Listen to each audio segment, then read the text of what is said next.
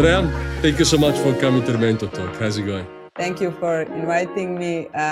It's great. I just came back from the pre-event for MVC from Barcelona, where I was a speaker, and I visited also for one day an MVC, seen what's happening in the industry, and I'm ready to speak a little bit around mentorship and things that relates to startups. Thank you so much.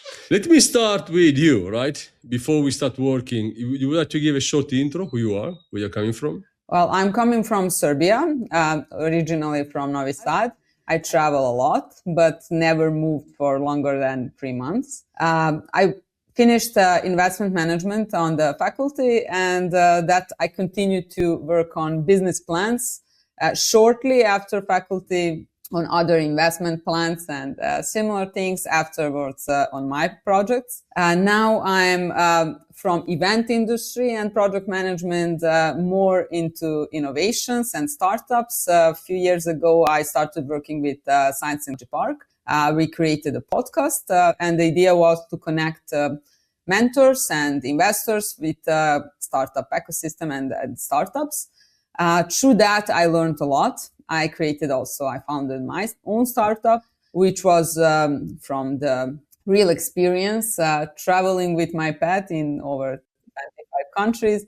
I learned about the troubles of it, but I turned it into system and standard problems. So I was more working on how to create a B2B standard for running smoothly your pet policy and being clear about what you expect from your guests with a pet, but also what they can expect from you. So we created some app that is like a matchmaker for pet parents when they want to travel with their little furry friends. And now from all these experiences, what comes naturally probably is that I go on events, sometimes just in a startup ecosystem builder, and I invite my community, and we have a lot of fun. So I love events, but also as a speaker and as a mentor.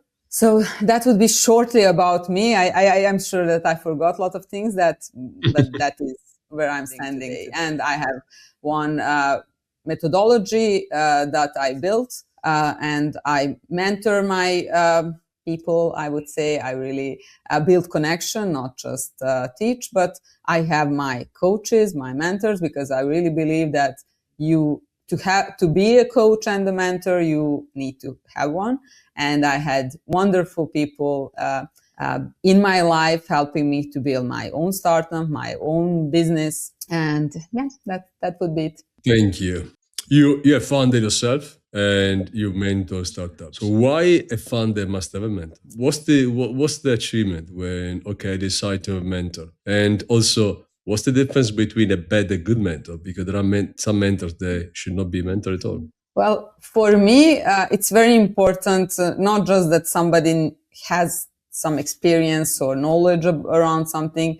I must resonate with the person. I need to see something like an idol. So it brings the best out from me. It's like inspire me. And I really try to be that person for people who come to me. And if we feel the same connection, then I do my thing. And it's not a typical drawing what to do next in your startup, but generally we build identity, we build things that you need to have to become a good founder and to be successful. And then we create your strategy.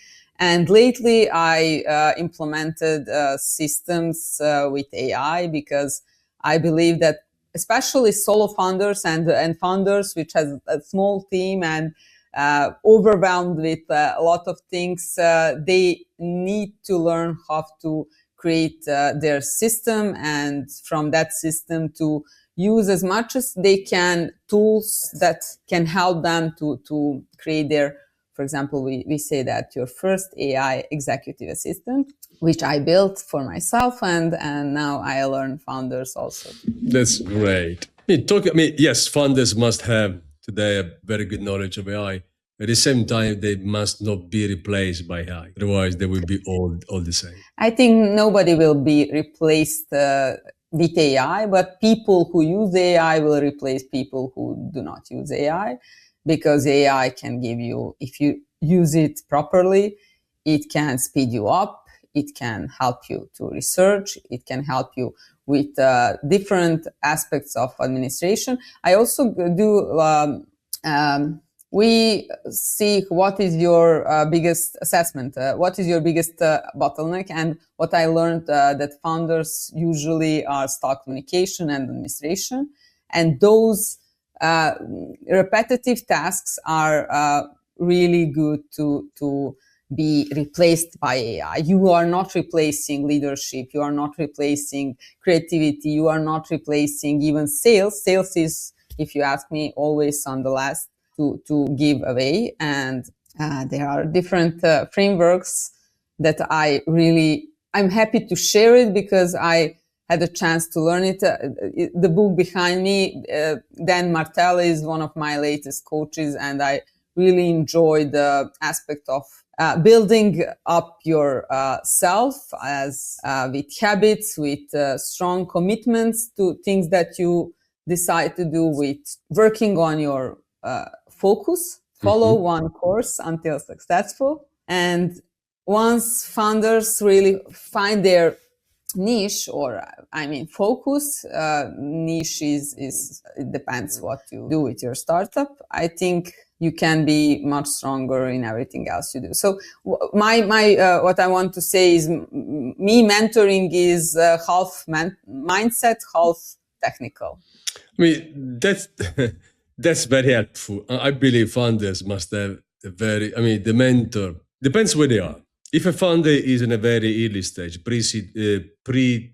first time founder, very pre-seed stage, where there is not anything else than him, her, and maybe 1, 2 co-founders. The stress in building something that you had not done before is very high. So they don't need only the technical, in case they need technical support, but they need also very strong mental support. That's why they burn out. And when they burn out, burnout is very bad. There is no way you can recover in a short time. They just give up. But my question is, first of all, what must be the approach in using AI? Now, why I'm asking this, because yesterday I was reading an article, and the guy who wrote the article literally completely forgot the last part.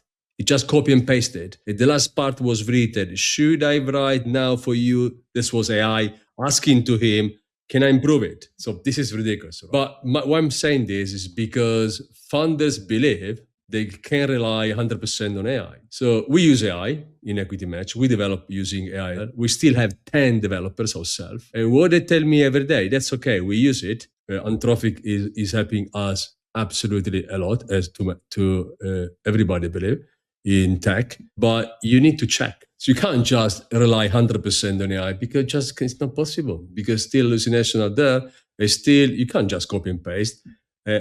What must be the approach of founders using AI, and which kind of skills they should improve? One of the things that I always teach, once you create your standard, meaning what is the level that you want to keep if you are replaced by people or by AI. So that's an SOP, standard operational procedure. And that is something that many of us miss to do, because without that, you are not giving right instructions, neither to people and your team, neither to AI. So communication with AI is very important. It starts with a lot of us, so 99% of people are stuck on the chatting level. So they chat with it, and it's like I love to you put a random in the vending machine, you put a random coin, and you wonder why you got trash. Or if you tell him just like, give me breakfast or lunch, compared to here is the Michelin star recipe, use it to create a meal for me. It's more likely that you will enjoy your meal because you gave instructions. So it's very important to define in that communication the role, the context, the format. So there are just some rules you need to follow. So AI gives back better. But now we are not just talking about ChatGPT anymore. Gemini is much better in some certain things. I use Cloud Code, Manus. There are many tools which, if you combine well, you can create an agent. And it's like from chatting, you have an automation. For automation, we have a lot of tools like Zapier, Make.com, a lot of them that can automate one process. We use that mostly for chatting on socials, for emails and things. And then it comes to agent, where you actually create different parts and processes of your work and create like you build up, you train an AI like you should train every employee, every person in your environment if you want to be replaced with it. So in order to for me, it was always challenging to have a great team of people replacing parts of what I do, is that I needed a lot of time to invest, to train them, to explain exactly what is that I expect from them, and that they take responsibility for things. So now I think we need to take responsibility on AI, because expecting that, your question was, it will like give us the perfect response or replace us in certain tasks. Yeah, you can achieve a lot with training it and developing an agent systems that can do things that repeats and that does not need you personally every time. But yeah, you need to have control over it much more than a lot of people. I mean, AI cannot be enough, of course, otherwise we'll be all successful. And AI can reduce the failure of startup, which is extraordinarily high, to zero, which is not the case. So if I'm a founder, what kind of skills I should develop to make sure that, I mean, maybe I'm not going to build a unicorn, but I'm going to be right? Well, I will come back to the first that I mentioned, identity and everything that comes with that is building discipline, building mindset that's adaptable, that you are not failing, you are learning. So you will fail a lot. I failed a lot, but I never say I was failing, I was learning. So I really learned a lot. And that is a good founder is somebody that recognize the pattern. And that is also why startups can learn from other founders that has more experience, because when I see some situation, I can actually say, yeah, this don't do this, don't waste your time. This is the answer. This is the pattern that you should follow. And there is also importance in strategic thinking. In finances, a lot of good ideas fail because they run out of money. They don't think they don't build a business plan, a financial plan. They don't do it strategically, and it is very important. And recognizing the team that you need, and when you need the team, and what type of people around you will support you the best. And it's sometimes the founders start with the friends, and that's pretty cool. At the beginning, it's like we are three great friends, co-founders, but at a certain point, it's very important to see the skills, the positions that you need for your startup, and no matter of the friendship and everything else, you need to work on building the team and the skill set that will grow and scale your business, not just fun. And yeah, it's AI can't replace things like events. We met on the event, and making those relationships. Wherever I go, I have visited a lot of cities and countries, and the feeling of it when I go to Barcelona and I call 3 friends and we meet at the evening. So it's special. And that is personal, that is human. It never will be AI able to replace it, but it can give us back some time. And I'm 100% for using that. And there are some like pessimistic thoughts about AI, but I decide to be optimistic rather and wrong than pessimistic and right. So I'm trying to enjoy and make the most of this. We must be optimistic. We need to know how to use everything. If you use in the right way, it goes right. If you use it the wrong way, it just gets wrong. There is nothing to do. But you mentioned run out of money. That's something I think almost all the startups fail because there is nothing more left in the bank account. I mean, I don't remember how many business plan have been read in my life, but there is no one, I'm saying no one, that was right. Zero. I never see one forecast reaching what was written, and all were absolutely over estimating everything. So what must be the approach of founders when, as you have experienced, when creating a business, and how they must approach cash flow, which is totally absent for them? Well, my personality helped me to, I'm like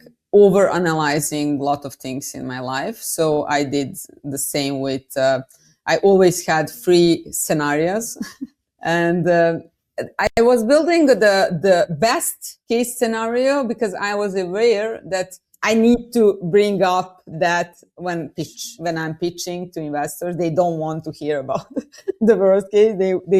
I will get more if I present the best case scenario. But for me to be confident while pitching and raising or even just promoting my startup, it was very important to believe that and have some evidence to back up that it is some realistic. It can be based on or on somebody else that already do something similar. But there are a lot of innovations and startups where you can't find the exact same competitor that is doing the same, so you can't really create a business plan based on their prices, and you are always wanting to change something. So yeah, I was always building my confidence and a good feeling around saying some numbers and finance, and at least making myself sure that I won't fail by building the worst case scenario. And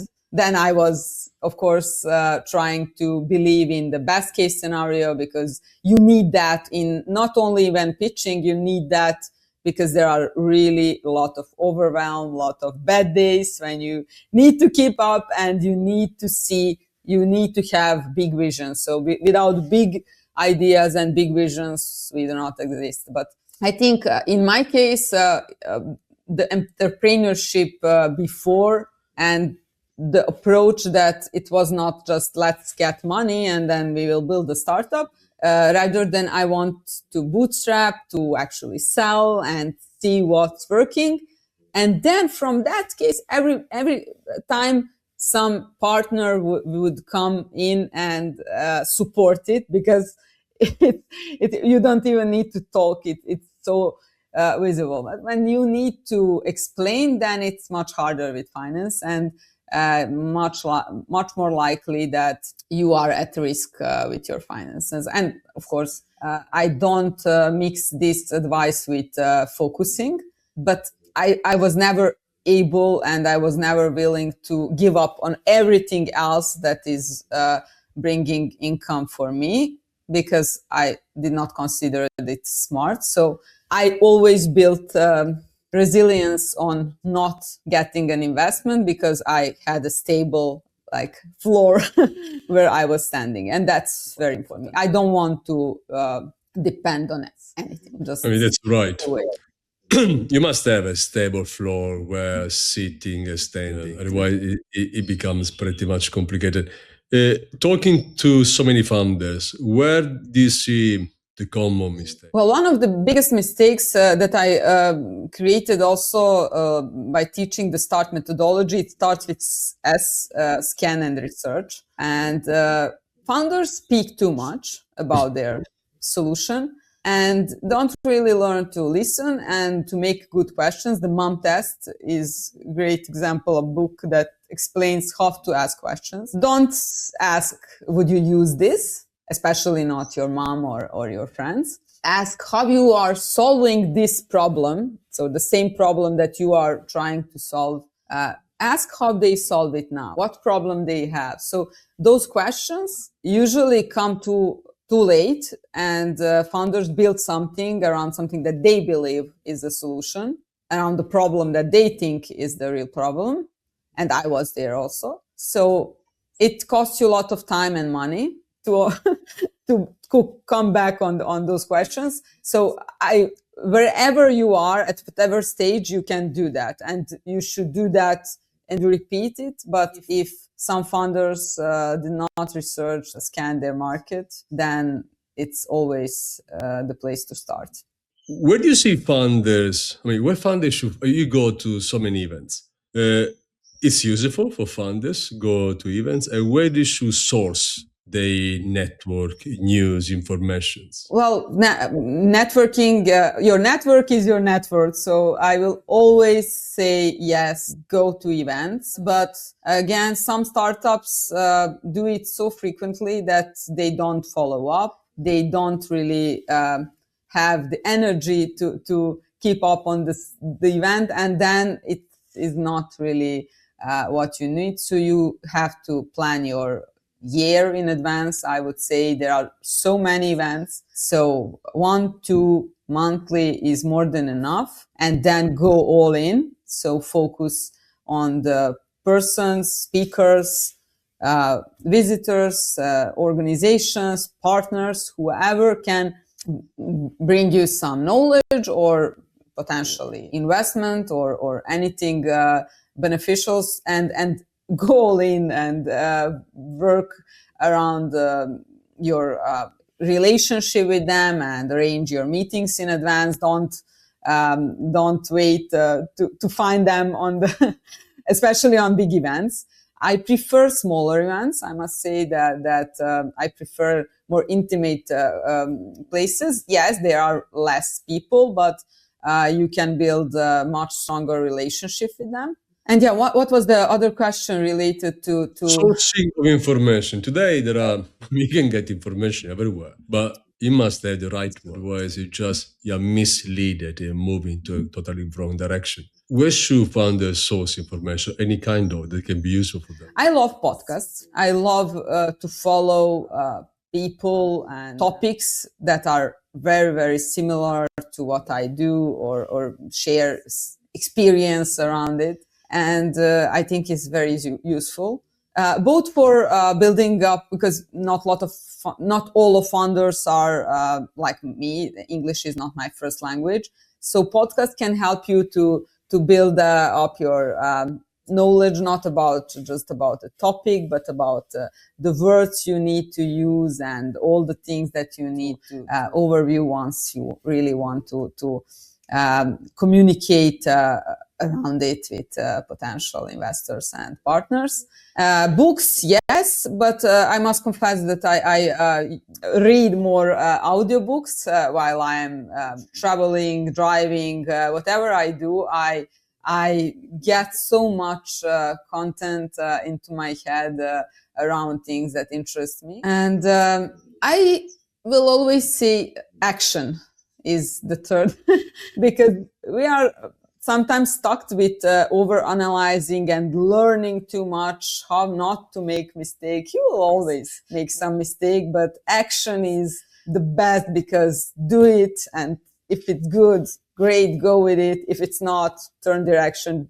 Like GPS is never saying I made a mistake. It's recalculating the direction and going to the direction. So it's very important just that you know where are you going. Once you define it, I can share one of my best. There are so vision boards, a lot of things around how to define your goal. The one that's working the best for me is on the wherever, but this moment we can write down 10 to 12 goals. So there are they can be related to business, but also to anything else in our life. And then choose one that, if achieved, will influence the most on everything else. And you don't need to delete the rest, but commit on small daily, weekly, and monthly activities around that main goal. So non-negotiables, and for 12 months, stick to it. It's unbelievable what it brings. Everything, all those other goals somehow fitted into the big picture, but you really can't have your mind on hundreds of other things in the same time. I was on the event. I gave an example on the opening. I asked the group, how are you feeling? But really, not like the Instagramic version. And everyone was, it was 5:00 afternoon. So they were already probably full of information just from the event. And it's like we have 50 open browser tabs in our head. And one of it is playing music, and you can find which one. We are so full of noise and always searching for a source of noise, but it's impossible to escape from this. It became like a lifestyle. Like it's a trendy to be under stress and overwhelmed, because if you are not, that you must have not working enough on you are not keeping up. This is a misunderstanding. Overworking doesn't mean you're working right. It's just overworking. You're wasting time most of the time. But I agree. How important it is to give you achievable goals. Sometimes goals are too high. You can achieve them because simply you're wrong. You don't give it to you the right time. And maybe what you're achieving is not just for you. So achievable goals, I believe, is very important. Otherwise, if you're always trying to achieve goals that are not there, at least you're not the one who can get there. Not everyone can be 10 trillion or 100 billion company. Not everyone can be even 1 billion company. So if your achievement is, okay, I want to be the next Elon Musk, the next Mark Zuckerberg, but maybe you don't have even 1% of this capability to get there, there's something you will never arrive. So how important is to you, and how you should get to your achievable goals? You should break them into small steps, like I suggested also, because you are not preparing for a marathon with running like 20 kilometers a day. It's if you are not an athlete and you are not in a form for that. But you can achieve much faster and much more likely if you break it into daily running 2 kilometers, and next week 3 kilometers and 4. And first, you will build discipline around it. And second, that achievement will bring your confidence, because if your goals, you put them too high and you are failing with achieving them, it does not help you to go further. You just keep being stuck and wondering what's not working. So goals like 10-year goal should always be break apart on smaller ones, short terms, long. So 1-year goal is always better. And if you want to be an Elon Musk or want to have 100 million, what is the best is, okay, see what is something that you need to do and become to be that person. So analyze the situation, analyze the person or the amount of money or whatever. So how many something you need to sell, or how many customers you need to get,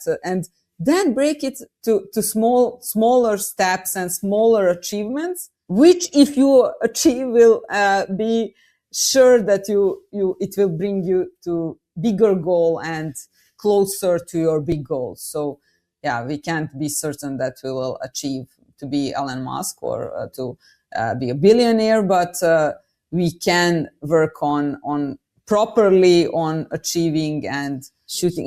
There is a saying on Serbian: shoot to the stars and you will end up, or shoot to the moon and you will end up on the stars. So go high, have big goals, but at least work on it so you come close to it. When I was acting, we call maestro, and he was telling me, "Alright, you need to aim 10 to reach 3, and that's right, in somehow. The same point, if you are someone who believes you can reach 10, and you aim 10, and you get 9, as it's me, I'm very disappointed. So I'm not, this is very bad approach. I'm completely sure my approach is not right. So in somehow, yes, because it pushed me ahead as much as I can. On the other hand, I'm never happy. I'm never, okay, I got it. So I say, no, I wanted 10, I got 9.9. That's not what I wanted. And I'm disappointed. So yes, you're right. You need to push yourself as much as you can. But I think if you don't have the right mindset in where you can absorb failure like drinking water, and if failure, it keeps you feeling bad and demotivates you, that's very bad. You can easily give up because you are not achieving what you want. Now, for me, I don't care at all. I mean, if I fail, I really don't mind at all. That doesn't bother me even for a second. Whatever the fail is going to be, it's okay. Tomorrow is another day. I will restart again. But some people are better affected by failure. So if you believe that you can achieve 5, you achieve 1, even though 1 maybe can be good, for you it's a failure. And you start failing any single day until you say, okay, you know what? I'm stopping because I'm not good enough. But maybe you're good enough. What you want is just too much. Maybe you just didn't put a small step enough that you can have no reason and nothing to say, I want to do it. For example, my non-negotiables for daily non-negotiables are to go to fitness, so to break sweat. So it can mean to go to the gym, go to run, go to longer walk. For example, now in Barcelona, I was not taking the metro, I was walking. So I was using, again, my time on a way it was available, but that is my non-negotiables. Then the second one is 10 pages of, a lot of people say, I don't have time to read the book because even if I go to the holiday, then I maybe read something. Read 10 pages. There is no excuse that you can't read 10 pages of a book. And it builds a habit. It builds a good feeling of achieving something small. And even I don't say go to do gym or something like 2 hours a day because it's impossible. I won't keep. I want to show up. Showing up in everything is the most important part. So wherever I showed up, it brings me something. And it depends on your business. For example, I'm building my personal brand. I'm working more now this last year. I'm working on my personal brand because I achieved so many different project things in my life. And I understand that everything's come from me. And I want people to know more of me. And it comes with socials. And I'm not really the one that will take the phone and, and hi every day. But today it is really a way for you to become natural, share. You must be present. You must be present and you must be like people know you, not the real that somebody created and was scripted. They want to know you. And so some of my non-negotiables comes to that. Then I do sell by chat. So I also work on communication. I don't like messages. So that is what I understood.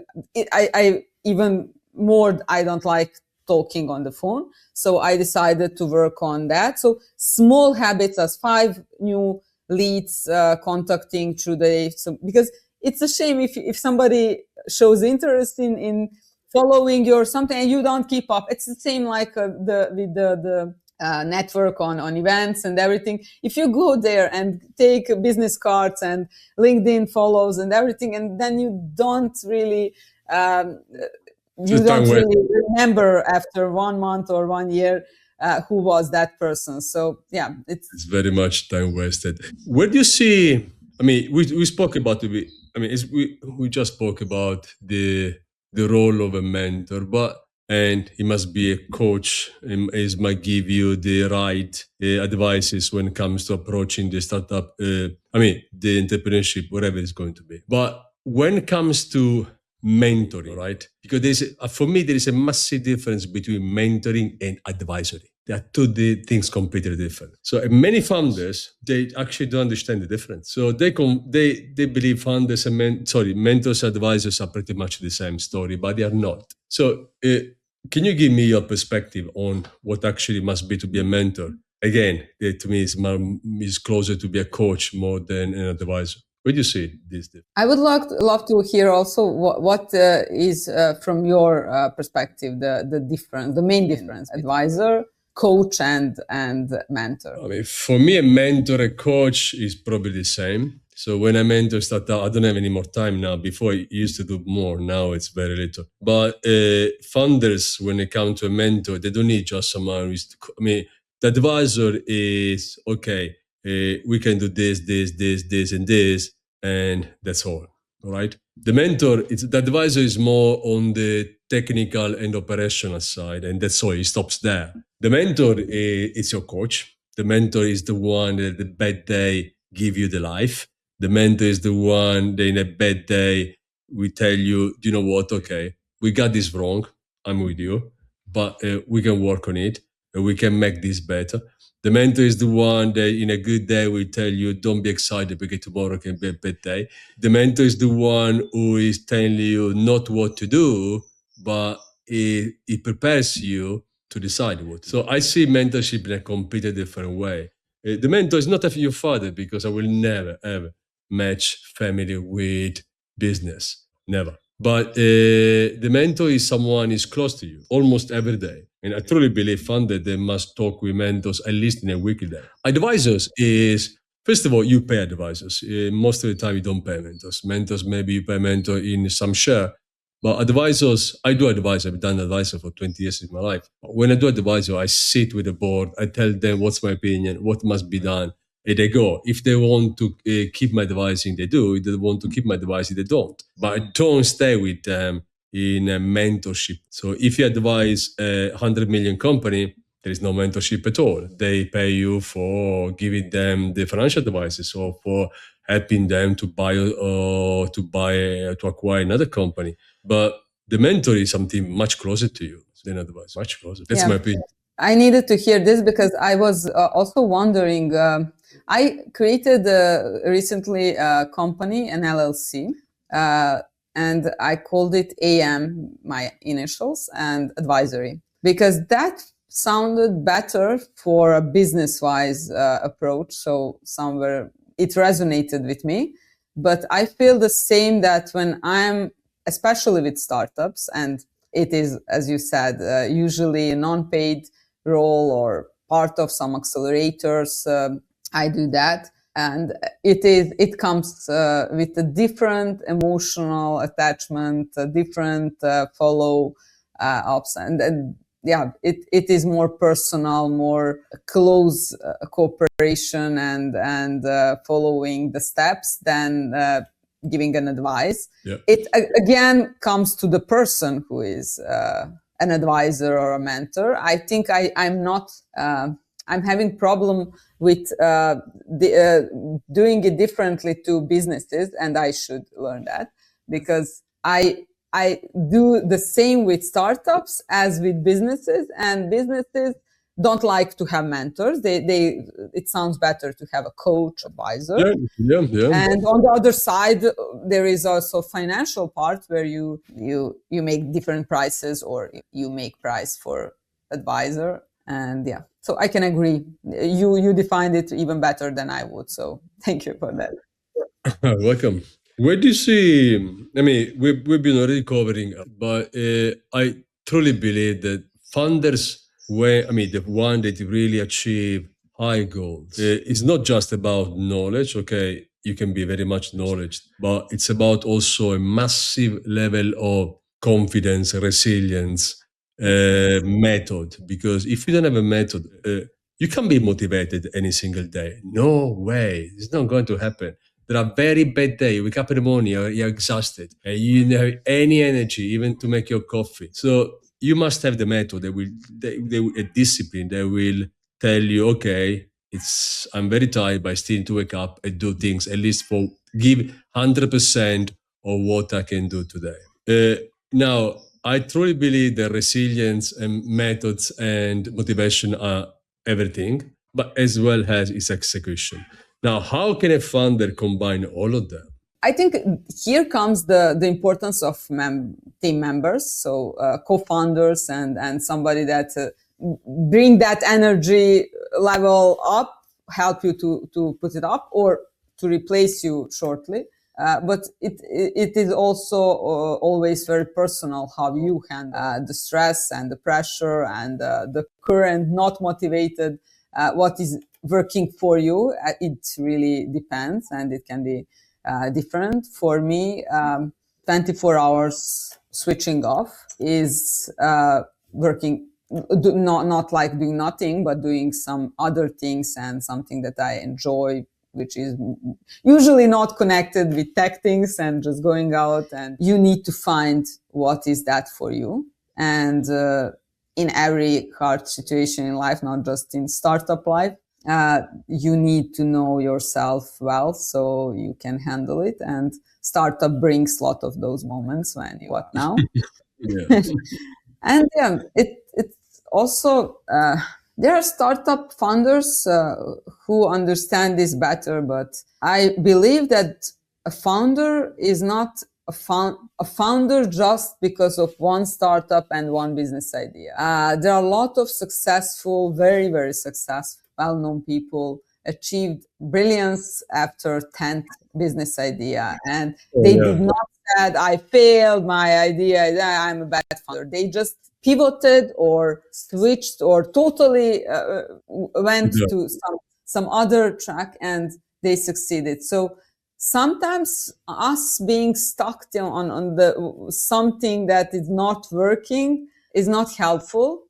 I'm not saying that we do not need to keep up and be like dedicated to achieve something, but sometimes we need to be able to step out of that self-resonating with things and be very, very neutral looking into the what's happening. So is it a me problem or a solution problem, or where is actually the weight that you can't handle anymore coming? So the weight is, there are different ways that you put off yourself. Sometimes it comes to money, sometimes it's bigger team, and sometimes it just comes to making different decisions. Let me close with an advice. So if you can give any recommendation, any advice to the founders watching today, what would be?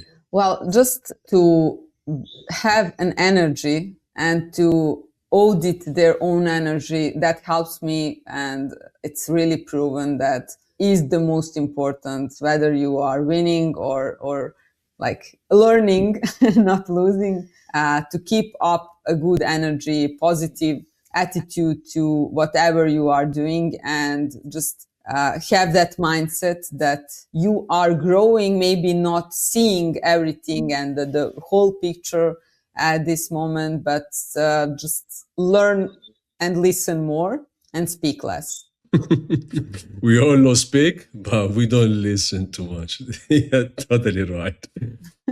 Andrea, thank you so much for coming to the Mentor Talk. It's been absolutely a pleasure for me. Thank you. Thank you for having me.